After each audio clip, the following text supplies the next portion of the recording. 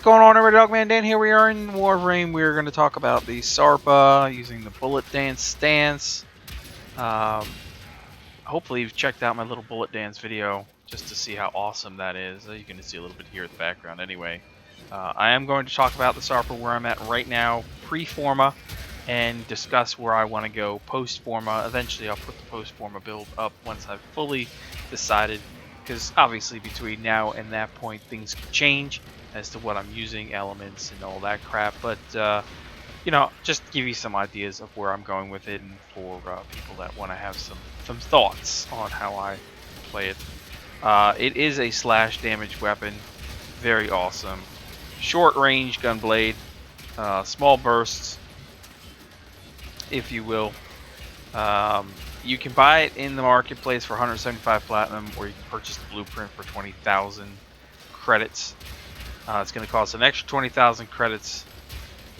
It is going to require the AK stiletto.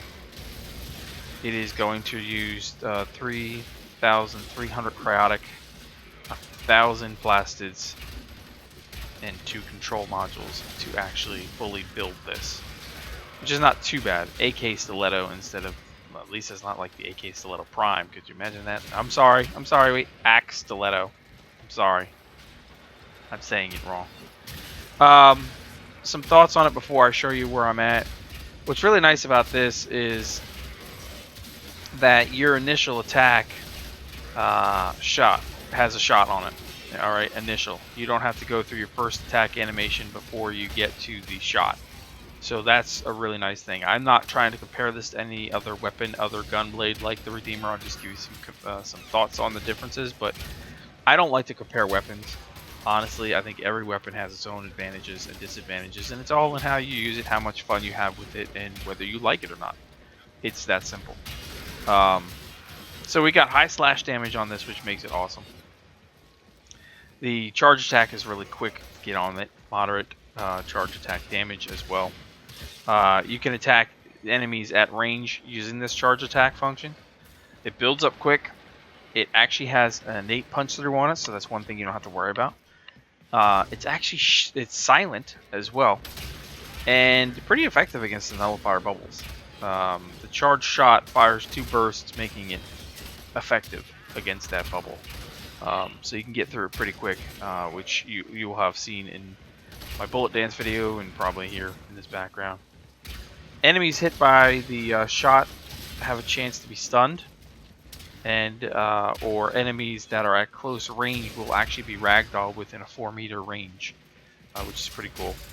The charged attack benefits from a 4x stealth damage multiplier. Keep that in mind. And of course, as with the Redeemer, does not use ammunition, which is always a great advantage. Deals pretty moderate damage, like I said, in terms of the charge attack. The difference between this and the Redeemer is that this weapon gets its damage from physical damage mods instead of elemental mods. So there's a difference in how you can set it up, and they both feel completely different because of that. The charge shot can be indefinitely be used by pressing and holding down that E button at the right timing, which is pretty nice. You can use it while sliding. Channeling effects of the charge shot are available as well, so there's some great advantages to it. You know, of course, you could talk about the disadvantages of critical chances low, status chances low, fall off because it is a shotgun, that type of stuff, widespread, that type of thing. But I think overall, if you get your hands on it, you will definitely enjoy this one. It does feel much different than the Redeemer. Obviously, the Redeemer is a blast damage-based weapon. So, I mean, you know, you choose whatever you like and based off of your analytics and all that crap. But I really like this weapon. Oh my god, it's so much fun. It's going to probably get on one of my top melees, if you will. But nonetheless, let's actually get into where I'm setting this thing up right now, and we'll talk about that. Alright, so let's come over here to our arsenal, take a look at the SARPA. Again, this is the first setup that I'm doing here. This is all subject to change. Let me just swap this so that way life is much easier for you to see the coloring in the big green bright yumminess. Bullet Dance is going to be my stance of choice now. I love the stance. I don't care about, whether the stance is better than that stance, the High Noon stance. This one offers more critical, blah, blah, blah. That doesn't bother me. That doesn't matter to me. It just doesn't matter to me. This one is just so much fun. It's fast, it's aggressive, it's crazy. Holy cow, it is fun. I like both stances, but this thing is just, they did a great job on this stance. Looking at it, you'll see I'm going with the Life Strike for now, obviously, because I'm putting it with my Titania for now. This is something that would be subject to change, honestly, depending upon which frame I'm using. And that would probably be something where I would do a config B.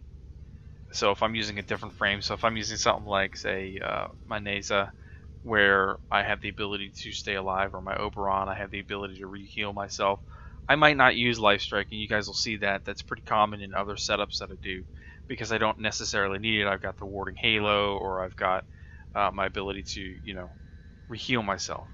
So I probably wouldn't use that in that setup.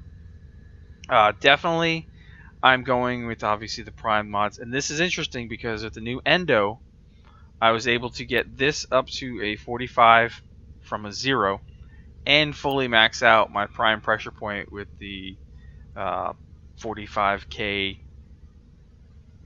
endo that I had here when I logged in. So this turned out to be a great thing for me, the endo change, and I do really like that. So my intention is to get this up all the way, yes, to 55%. But for now, 45% is perfect for me at the moment. I'll get the other 20k endo that I need and get that leveled up. Pressure point at 165% melee damage. Obviously, you can just use regular pressure point. At the 120, it'll work just fine. I'm going to use Buzzkill to bring up my slash. I'm using Spoiled Strike to bring up that 100% damage overall again. Jagged Edge, more slash damage. And then right now I'm throwing in Virulent Scourge and Voltaic Strike here just to get a corrosive setup. Now you can change your element to whatever you want. The further down the road forma would obviously be to form a couple of V slots in here for these two, because these two are going to take the most amount of points. Okay, so we'll put a couple of V slots in there. Voltaic Strike and Virulent Scourge will actually be removed from this setup, and we'll go with the straight, full-on Shocking Touch and whatever the other one is right now that I can't remember. So let's just look here. I'm drawing a blank, people. Fever Strike.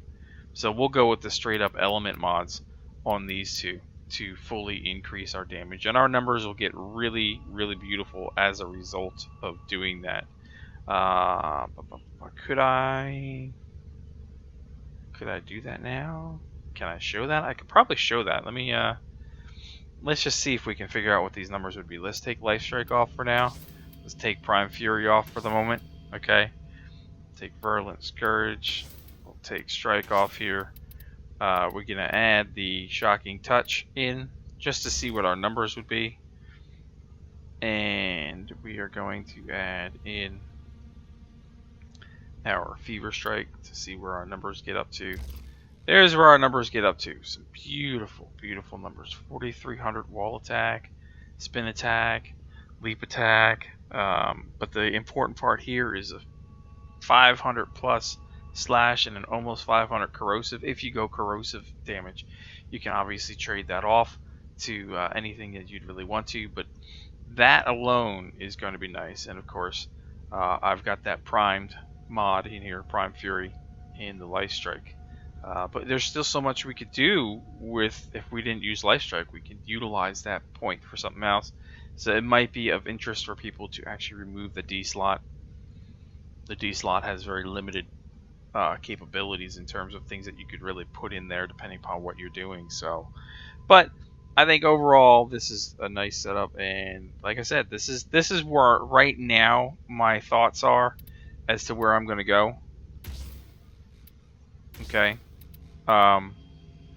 that is fully subject to change, and we'll see as soon as I get it fully leveled up. But I wanted to give you guys some ideas. So, comments, questions below.